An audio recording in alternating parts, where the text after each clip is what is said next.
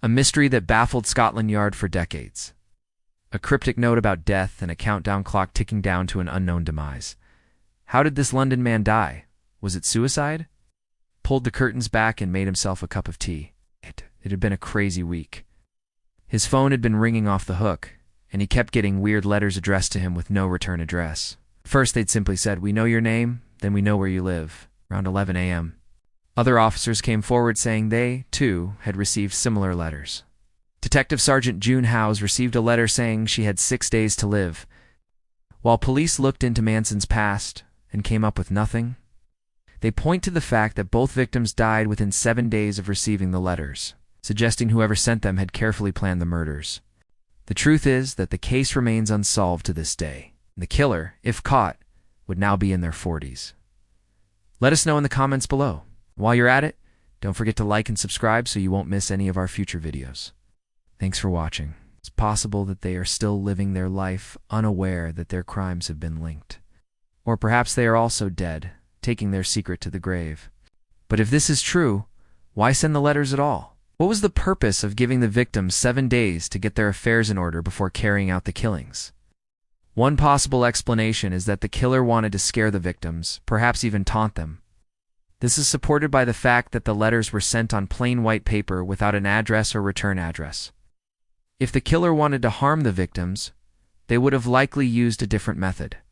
Sending letters might have been a way to intimidate them and make them worry about what might happen next. Additionally, the wording of the letters, "You have 7 days left," suggests that the killer had complete control over the situation. This could have been meant to instill fear and paranoia in the victims, making them feel helpless and unsure of what to do next. Others claimed he was a brilliant cop who wouldn't have been able to keep secrets. Some believed he was romantically involved with a woman whose husband died under mysterious circumstances. However, no solid evidence of this or any other affair has surfaced, and there are no records of his having any enemies at work. Perhaps the most disturbing theory is that he had enemies at work.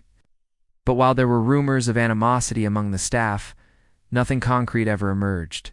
An anonymous letter writer also threatened the lives of John Sheard's family, including his brother and sister-in-law, as well as the lead pathologist who performed John's autopsy. Scotland Yard launched an internal investigation to see if there were any links between the officers who received the letters and the two cases. In both investigations, there seemed to be little connection between the victims and the crimes. He asked his secretary to book him a meeting room for 1:30 p.m. so he could review the Sheard case files. At around 1:15 p.m., he left his office and went to the meeting room. But instead of reviewing files, he took his own life by drinking a bottle of neat bleach. No one witnessed what happened inside the empty meeting room, but this latest one sent a chill down his spine. It contained a single sentence written on plain white paper and sent in an unstamped envelope without a return address. "You have 7 days left," son said. His father was never, ever depressed. He was a very positive man. His wife described him as a warm, caring, fun-loving man who would never hurt anybody. Friends agreed, saying he was the kind of man who'd never harm a fly. So why did he kill himself? Well, according to forensic psychologist Dr. David Holmes, people often rationalize their actions in such a way that they come out of it looking good. Writing threatening letters gives a killer a sense of power and control over their victim. By threatening their target's loved ones, they increase that feeling of power, especially if the target is someone in authority, like a police officer.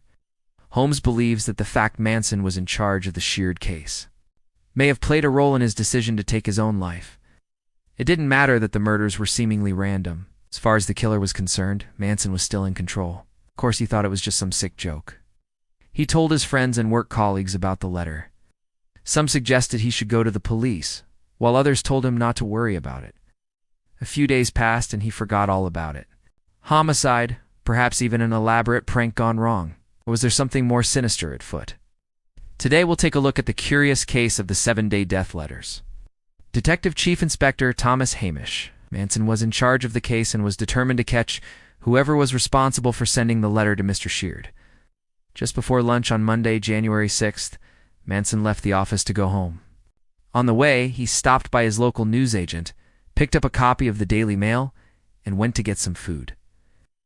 Later that day, he returned to his office at 8:25 p.m., only to find a plain white envelope addressed to him on his desk. When he opened it, he found the same chilling message. "You have 7 days left." Shocked and unnerved, he showed the letter to his boss. Together, they decided it would be best if Manson reported the letter to the department's confidential switchboard, rather than have his colleagues swamped with calls from concerned reporters.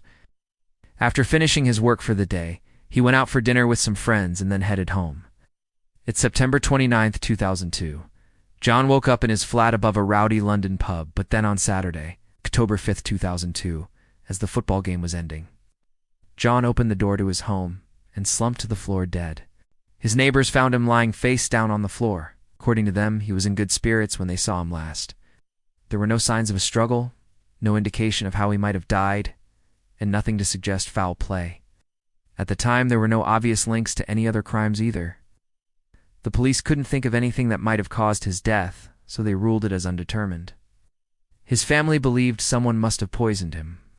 But even the toxicology reports came back negative. Without any answers, they laid him to rest in Highgate Cemetery. 3 months later, on January 3rd, 2003, another man died after receiving a similar letter. The next morning, Tuesday, January 7th, he drove to work. As the news of Manson's death spread through the force, however, according to those close to him, Manson was not the type to take his own life. But who was this mysterious killer, and what was their motive? To this day, the question remains unanswered. Others believe the deaths were part of a much larger conspiracy. But who was behind these terrifying letters? Sadly, we may never know for sure. What do you think happened to Manson and Sheard?